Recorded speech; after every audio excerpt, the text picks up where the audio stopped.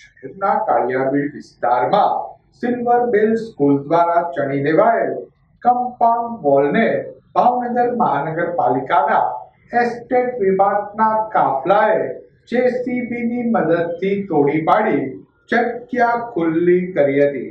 પ્રાપ્ત વિગતો મુજબ કાળિયાબીડના મંજૂર થયેલા લેઆઉટ પ્લાનમાં રસ્તા પૈકીની જમીનમાં સિલ્વર બેલ સ્કૂલની કમ્પાઉન્ડ વોલ આવે છે.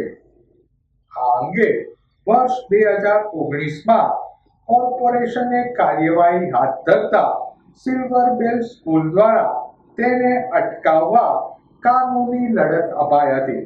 સિલ્વર બેલ સ્કૂલ કોર્ટમાં જતા બાળકોની સુરક્ષા માટે થઈને કોર્ટ દ્વારા તત્કાલીન સમયે ટેમ્પરરી દિવાલની મંજૂરી અપાઈ હતી, પરંતુ સિલ્વર બેલ સ્કૂલ દ્વારા પાકી દિવાલ ચણી લીધા હોવાનું તંત્રના ધ્યાને આવતા 7 દિવસમાં દબાણ દૂર કરવા મહાપાલિકા દ્વારા નોટિસ અપાઈ હતી. નોટિસની મુદત પૂર્ણ થતા આજે પોલીસ બંદોબસ્તને સાથે રાખી એસ્ટેટ વિભાગના કાફલાએ સ્કૂલ દ્વારા ચણી લેવાયેલ ગેરકાયદે દિવાલને તોડી પાડી જગ્યા ખુલ્લી કરી હતી.